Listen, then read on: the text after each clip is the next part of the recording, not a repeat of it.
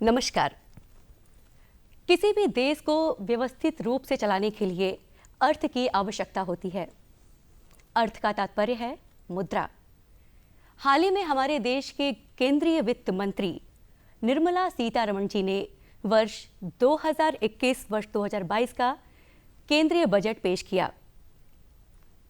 क्या कुछ खास है इस केंद्रीय बजट में, आज हम जानेंगे इस परिचर्चा में भाग लेने के लिए आज हमारे साथ स्टूडियो में मौजूद हैं doctor Anoop Kumar Mishra, associate professor अर्थशास्त्र, काशी हिंदू विश्वविद्यालय के संबद्ध महाविद्यालय में अध्यापक हैं आप। सर, आपका बहुत बहुत स्वागत है। धन्यवाद। और आप हैं जी.डी. दुबे, आप चार्टेड अकाउंटेंट हैं। सर, आपका भी बहुत बहुत स्वागत है। सर, सबसे पहले हमें बताइए, इस साल के वित्तीय बजट की पृष्ठभूमि और पिछले वर्षों के बजट की पृष्ठभूमि में आप क्या अंतर पाते हैं? देखिए, पूरे विश्व में जी इस समय वैश्विक महामारी ने पूरे विश्व की अर्थव्यवस्था को लील लिया। जी अब आपने खुद कहा कि किसी भी देश को चलाने के लिए अर्थ की ज़रूरत है, तो इस वैश्विक बीमारी ने जब अर्थव्यवस्था को लीला, उसमें भारत भी एक बहुत बड़ा देश है जिसकी अर्थव्यवस्था बहुत नीचे गई, ऋणात्मक गया। जी ऐसी पृष्ठभूमि में बजट का प्रस्तुत करना बहुत चुनौतीपूर्ण कार्य है। और आपको मैं बता देना चाहता हूं कि इस भारत के इस जनांकीय परिवेश में जो 135 करोड़ लोग जिस देश में रहते हैं, उसके लिए बजट बनाना महामारी के इस प्रकोप के साये में आप समझ सकती हैं कितना चुनौतीपूर्ण है। और मैं इसको ऐसा बताना चाहता हूं कि विगत जो बजट प्रस्तुत हुआ करता है वो एक सामान्य आर्थिक अवस्थाओं में प्रस्तुत हुआ करता था, जिसमें हम लोग कई तरह की संभावनाओं और कई तरह के विकास की बात कर लेते थे। इस वर्ष चुनौती ये था कि विकास दर नीचे था, इकोनॉमी ऋणात्मक चली गई थी, केवल कृषि ने उसको बचाया हुआ था थोड़ा बहुत। उसके बावजूद बजट का प्रस्तुत करना ही समझ लीजिए बहुत चुनौतीपूर्ण था। और इसलिए इसको मैं साहसिक बजट, और ये एक महिला ही काम कर सकती है, इसके लिए मैं सीतारमण जी को बधाई भी देना चाहता हूँ। जी, जैसा कि बजट एक बहुत ही कॉमन शब्द है, ये एक सामान्य गृहिणी के लिए, एक व्यवसायी के लिए या फिर एक अन्य सरकार के लिए बहुत तरह से प्रयोग में लाया जाता है। एक व्यक्तिगत बजट और आम बजट में क्या फर्क है सर, इसके बारे में आप क्या कहेंगे? देखिए, बहुत ही अच्छा प्रश्न आपने पूछ दिया ललिता जी। ये देश में सबको मालूम होना चाहिए, क्योंकि मैं बता रहा हूं कि इसको आम बजट कहा ही जाता है। अगर आम लग गया यानी हर जनता के एक एक वर्ग तक इस शब्द का पहुंचना जरूरी है। तो देखिए, अंतर क्या है। व्यक्तिगत बजट क्या होता है? हमारा और आपका बजट, इंडिविजुअल बजट इसको बोलते हैं। हम जितना कमाते हैं उसी आधार पर हम खर्च करने का अपनी योजना बनाते हैं। साईं उतना दीजिए जामे कुटुंब समाए, जो हम लोग कहते हैं ना, तो हम अपनी आय को देखकर तब व्यय की बात सोचते हैं। सरकार में एकदम रिवर्स है, उल्टा है। क्यों? क्योंकि ये हमारा देश जो है ना, ये लोकतांत्रिक देश है और 3 टियर ऑफ डेमोक्रेसी का देश है। इतना बड़ा देश है, लोकतंत्र है, इतने डेमोग्राफिक इसके फीचर हैं, 135 करोड़ लोग हैं। सरकार को किसी को नहीं छोड़ना है। सरकार को सभी की आकांक्षाओं को पूरा करना है। इसलिए सरकार पहले बजट में व्यय तय करती है, कहाँ खर्च किया जाए, किसके लिए किया जाए, किसके कल्याण के लिए किया जाए, किसके उत्थान के लिए किया जाए।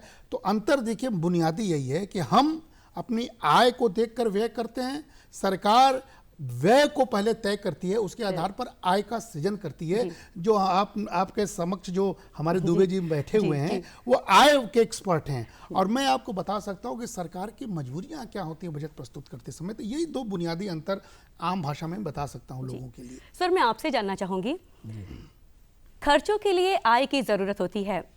सरकार अपने आय के लिए मुख्यतः कर पर निर्भर होती है, जैसे शिक्षा, स्वास्थ्य। सरकार ने इस बार करदाताओं को क्या सहूलियत दी है, इसके बारे में सर कुछ बताइए।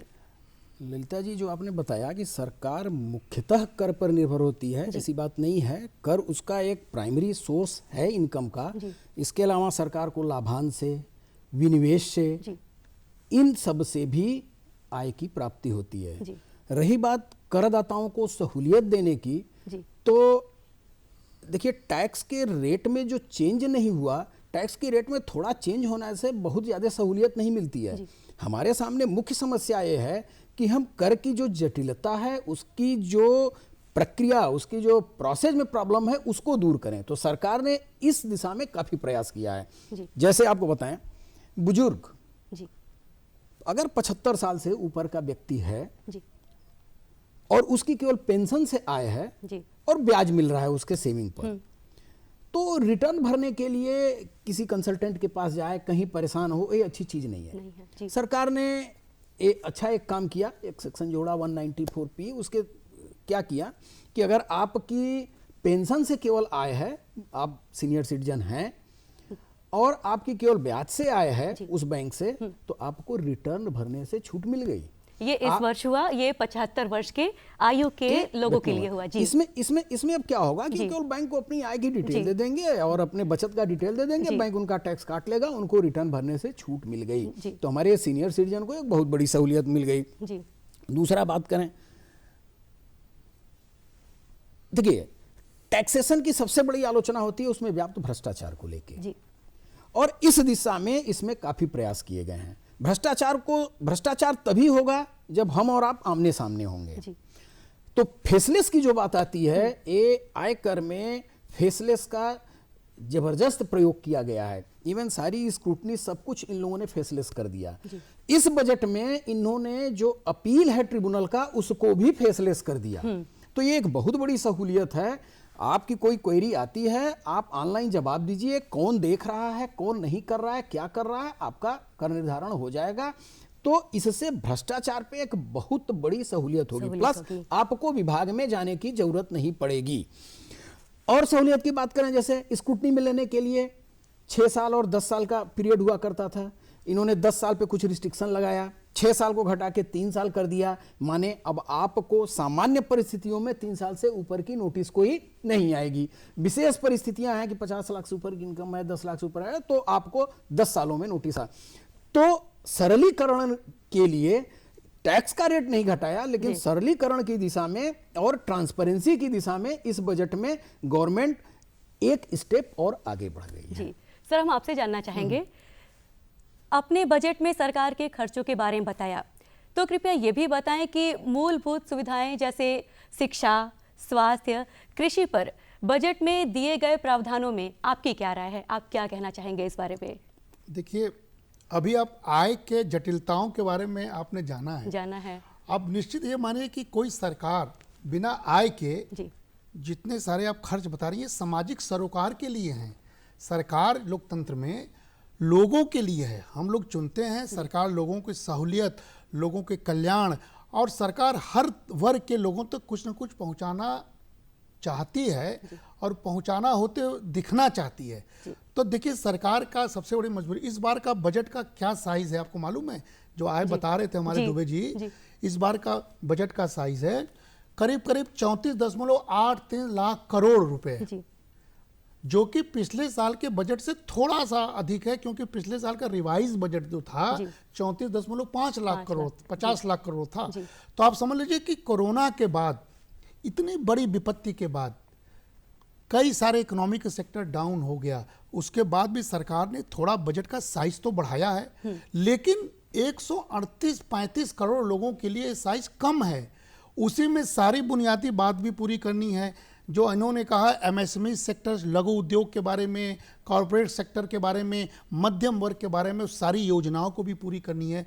तो इस बार के बजट में जो खास मैं आपको विषय बताना चाहता हूं कि सरकार का पूरा फोकस हेल्थ सेक्टर पर था। स्वास्थ्य में जो आम आदमियों के रीच तक जो सबसे बड़ा सेक्टर है, जो सब प्रभावित होते हैं, खास करके गरीब वर्ग, वो है स्वास्थ्य क्षेत्र। सरकार ने इस बजट में लगभग 173 गुना जो कहा जा रहा है ना, वो इसलिए कहा जा रहा है कि 65,000 करोड़ अतिरिक्त प्रधानमंत्री स्वास्थ्य योजना के रूप में इस बजट में उन्होंने लाया है। 35,000 करोड़ रुपया अतिरिक्त कोविड के लिए, वैक्सीन के लिए उन्होंने दिया है। और कुल मिला जो के 2,23,000 करोड़ स्वास्थ्य के रिलेटेड खर्च करने की बात कही गई, जिसमें ग्रामीण स्तर तक स्वास्थ्य की व्यवस्थाएं, चिकित्सीय सेवाएं और तमाम बुनियादी सेवाएं जिसके बारे में आप पूछना चाहती है, सरकार उसमें खर्च कर रही है। और हम लोग शिक्षक हैं, सामाजिक सरोकार में हम लोग कहते हैं कि शिक्षा और स्वास्थ्य में बजट का कम से कम स्वास्थ्य में 3% जीडीपी का खर्च होना चाहिए और शिक्षा में कम से कम 6%। लेकिन ललिता जी, इसके बावजूद सरकार इस बार केवल 1.8% ही स्वास्थ्य पर खर्च कर पाई, जो कि पिछले बार से थोड़ा अधिक है। लेकिन इतने बड़े देश में अगर सरकार फोकस कर रही है स्वास्थ्य पर, ये समझ लीजिए सामाजिक सरोकार के लिए बहुत बड़ी बात है। और दूसरी ओर शिक्षा, सरकार इस बजट में जो खर्च करना दिखाना चाहती है वो गुणवत्ता पर दिखाना चाहती है कि 15,000 नए स्कूल, करीब करीब हर देश के हर कोने कोने में एक एक स्कूल स्थापित हो जाए गुणात्मक वाले, उसके लिए सरकार खर्च करना चाह रही है। इनोवेशन, जिसको नवाचार बोलते हैं, स्किल डेवलपमेंट बोलते हैं, और जो यूथ जिससे जुड़े हुए, जिससे रोजगार का सृजन होता है, सरकार उसमें खर्च करते हुए दिखाना चाहती है। और सबसे बड़ी बात जो है, जितनी बड़ी बुनियादी सुविधाओं में जो आपने बात किया, सड़क बनना, रेल का विस्तार होना, एयरपोर्ट बनना, ये जितने सारे जो बुनियादी खर्च होती है सरकार के बजट में इस बार है, और सर्वाधिक खर्च इसी बुनियादी सुविधाओं पर हो रहा है और उसके बाद स्वास्थ्य और शिक्षा पर हो रहा है। ये सब से क्या हो रहा है, एक तरफ गरीबों का कल्याण हो रहा है, दूसरी तरफ गांव के ओर बजट जा रहा है, और तीसरे रोजगार का सृजन भी हो रहा है। तो कुल मिला जुला के मानिए कि सरकार की आय सीमित है। हाँ। आय बहुत सीमित है, और सरकार की आय सीमित होने की वजह से उसके बहुत सारे चीज जो नहीं हो पाते हैं, उससे सरकार थोड़ी कष्ट में भी रहती है। इसीलिए कर का पक्ष बहुत मजबूत होता है। इसीलिए करारोपण जो दुबे जी बता रहे थे, कितना भी हो हमें टैक्स सरकार को देना ही पड़ेगा। और उसमें शायद ये बात भी ध्यान रखना जरूरी है कि हम कोविड-19 जैसे महामारी से जूझ के आगे आए हैं। और ये भी सुन लीजिए, जो सरकार खर्च कर रही है ना, मान लीजिए 1 रुपया है आपके पास, तो 1 रुपया में आज भी सरकार सर्वाधिक मत ऋण चुकता में कर रही है, तो सरकार के हाथ बंधे हुए हैं। तो अगर हम कर के दायरे को नहीं बढ़ाएंगे, सरकार के हाथ में पैसा नहीं होगा, तो गरीबों के लिए, आपको मालूम है असंगठित क्षेत्र के मजदूर, आपने रिवर्स माइग्रेशन का रूप देखा होगा कोविड में, कितने सारे लोग असंगठित मजदूर के रूप में हमारे यहाँ काम करते हैं, उन तक सरकार पहुंचना चाहती है। 80 करोड़ लोगों को फ्री प्रधानमंत्री गरीब कल्याण योजना के तहत जो खाद्यान्न दिया गया है ना, वो तो बजट का ही हिस्सा होगा ना।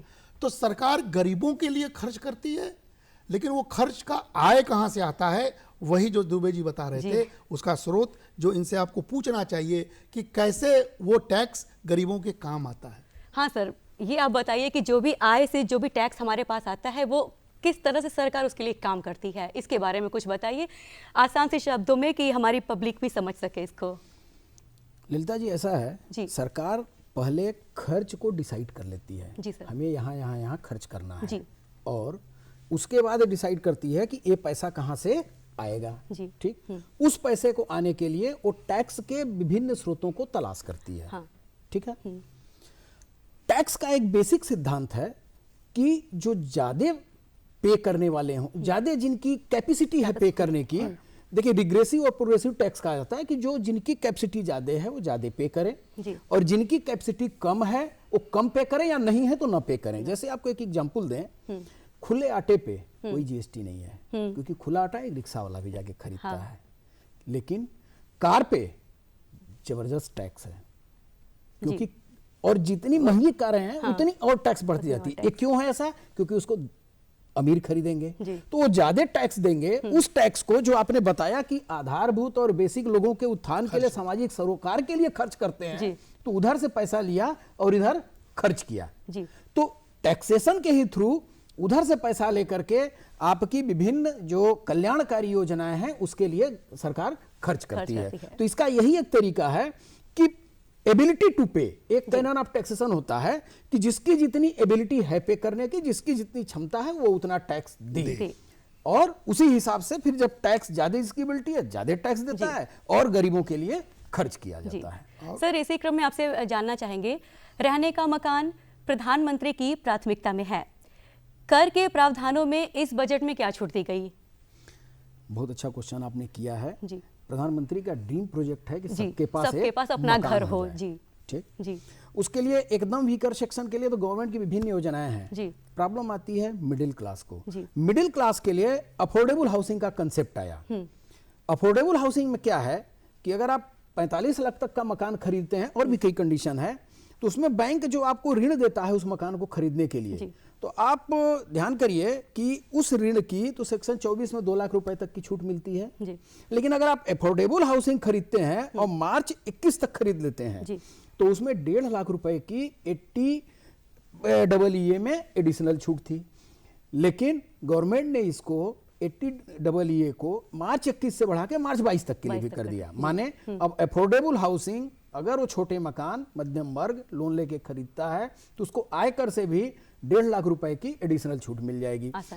इसी के साथ साथ अफोर्डेबल हाउस बनाने वाले बिल्डरों को भी छूट दिया इन्होंने। जो बिल्डर अफोर्डेबल हाउस बनाते हैं और उस पे जो आय होती है उस आय को कर से मुक्त है, लेकिन वो मार्च 21 तक था, उसको भी बढ़ा करके मार्च 22 कर दिया। तो इस बजट में मकान को ध्यान में रखते हुए भी अफोर्डेबल हाउसिंग के लिए काफी मतलब एक्सटेंड कर दिया है उस छूट को जी। सर, आखिरी में पूछना चाहेंगे, असमानता को मिटाने के लिए सरकार ने इस बजट में क्या प्रावधान किया? देखिए ललिता जी, ये बहस इतना अच्छा हो रहा है जी। इसमें बजट का व्यय और आय दोनों पक्ष को हम लोग संतुलित ढंग से बताने की कोशिश करें, लेकिन हम दुबे जी बताए हैं, ये आपने अफोर्डेबल हाउस खरीदने की बात की है, तो ये तो उनके लिए जो खरीद सकते हैं, सक्षम है। लेकिन देखिए मेरा जो पक्ष है, जो मैं आपको बताना चाहता हूँ, सरकार का कंस्टेंट देखिए, सरकार गरीबों के लिए घर बनाती भी है, सरकार ग्रामीण महिलाओं के लिए उज्ज्वला जैसे स्कीम चलाती भी है, सरकार गाँव में हर नल में जल देने का भी प्रयास करती है। और जानते हैं सबसे अधिक बजट का हिस्सा इस बार जो बुनियादी सुविधाओं की बात कर रहे हैं, जो सबसे बड़ा मंत्रालय मिला है हिस्सा, वो यही मंत्रालय को मिला है, जल मंत्रालय को 63% हाइक हुआ है। यानी ये बुनियादी वस्तुएं, सबको मकान रहे, गरीबों को, ग्रामीण महिलाओं के स्वास्थ्य की चिंता करते हुए इस बजट में 1 करोड़ और गरीब महिलाओं के लिए अब फ्री गैस का कनेक्शन देने की योजना है। और हर घर में, ग्रामीण घर में हर नल में स्वच्छ पेयजल हो। तो ये तीनों जो चीज़ें गरीबों के लिए है। आप इनसे पूछ रही हैं अफोर्डेबल हाउस के लिए, तो कहने का अर्थ है कि देखिए ये सब चीज़ें जो हम करेंगे वो इन गरीबों की ओर शिफ्ट होता हुआ दिखाई पड़ेगा, तब जाके सरकार इस देश में बजट के को जस्टिफाई कर पाएगी। इसीलिए जो समानता की बात कर रही है ना, विषमताएं दूर करने के लिए यही तरीका है कि सरकार गरीबों को सशक्त बनाए, गरीबों पर खर्च करे, उनको अपने पैर पर खड़े करे, ताकि वो रोजगार के अवसर ढूंढ सके, और अमीरों पर टैक्स करके उसका कल्याणकारी अर्थव्यवस्था में उसका नियोजन करे। यही असमानता को दूर कर सकता है। सर, 2 शब्द आप भी कुछ इस पर। देखिए, जैसे मैंने आपको एक जीएसटी का ही एग्जाम्पल दिया, आटा और कार का इसके चलते कर पाता है। दूसरी चीज क्या होती है कि टैक्स में भी हम गरीब केवल गरीब को ही क्यों माने, जो एक सामान्य 5 लाख 6 लाख रुपए कमाने वाला भी है, आज मिडिल क्लास, वो भी सफरर है। तो ये देखें कि उसको भी क्या इसमें दिया गया, जिससे कि वो भी सुचारू रूप से चल सके। क्या दिया गया इस पे अगर देखें तो, अब अगर जाते हैं इस पे, तो इसको थोड़ा सा टेक्निकली समझिए कि पहले क्या था, जो हैवी सैलरी वाले होते थे, एक आप भी जानती होंगी, ये रिकॉग्नाइज्ड प्रोविडेंट फंड में उसकी सैलरी का, अपने सैलरी का वो कंट्रीब्यूशन करता है, ठीक है। तो उसका जो कंट्रीब्यूशन होता था उस पे ब्याज मिलता है, हैवी ब्याज मिलता है, वो ब्याज टैक्सेबल नहीं होता है। अब होता क्या था, जैसे किसी की सैलरी 5 करोड़ है, ठीक, 5 करोड़ का उसने उठा करके 12% डाल दिया इस रिकॉग्नाइज्ड प्रोविडेंट फंड में, कितना हो गया 60 लाख रुपया। 60 लाख रुपए हर साल डाल रहा है, उस 60 लाख रुपए पर उसको ब्याज मिल रहा है, वो ब्याज उसको कर से छूट मिल रही है। नजर गई गवर्नमेंट की, नहीं भाई, इससे वो क्लास बेनिफिट हो रहा है। इस बार बजट में उसमें 2.5 लाख की कैप लगा दी गई कि इस आरपीएफ में अगर 2.5 लाख रुपए से ऊपर वो अप्रैल 21 से अगर कंट्रीब्यूट करता है तो उस एक्सेस कंट्रीब्यूशन पे जो ब्याज मिलेगा वो टैक्सेबल होगा। तो देखिए, एक तरीका होता है कि इस तरीके से टैक्स के छूट का जो यूज करके लोग बेनिफिट करते थे अपने, उनसे अब उस ब्याज पे जो टैक्स आएगा वो निचले तबके के लिए काम देगा। और मैं आपको इसी बात पर बताना चाहता हूं ललिता जी कि ये वर्तमान बजट जो है ना, जितने सारे हम लोग बात किए हैं, इसका सबसे प्रमुख जो फोकस है, जो बोलते हैं, वो ये कि आत्मनिर्भर बजट है जी। मतलब आत्मनिर्भर इसलिए हम कह रहे हैं क्योंकि ये इस बार की निर्मला सीतारमण जी ने कोशिश किया है कि ये धन का जो आवंटन है वो ऐसे जगह पहुंचे ट्रांसपेरेंट तरीके से, ताकि गरीब सशक्त हों, युवा को रोजगार मिले और सभी लोगों को थोड़ा थोड़ा इस बजट का हिस्सा मिलता दिखाई पड़े। प्रशंसनीय कार्य किया है सरकार ने। संतुलित एकदम बिल्कुल विपरीत परिस्थितियों में संतुलित बजट। इसमें लास्ट में एक चीज बोलूंगा, अगर आप बजट सुनी होंगे तो मैक्सिमम पार्ट उनका एक्सपेंडिचर पार्ट था, पब्लिक के वेलफेयर के लिए क्या है। जब टैक्सेशन का पार्ट है बहुत थोड़ा देर बोली है, लेकिन उस थोड़े में ही इसको हम इस बजट को हम टेक्निकल बजट बोलते हैं। टेक्निकली ऐसी चीजें उसमें चेंज की हैं जिसके चलते बोला कम लेकिन चेंजेस बहुत आ गए हैं और विश्व रिकॉर्ड बन गया, रिकॉर्ड भी बना, चेंजेस बहुत बन गए। ठीक है, तो इस तरीके से देखा जाए तो ये एक टेक्निकल बजट है। आगे देखते हैं, एक समाज के लिए अच्छा कार्य हो, यही हम लोग आशा करेंगे। इस परिचर्चा में आप सभी ने भाग लिया, आप दोनों का बहुत बहुत शुक्रिया। नमस्कार।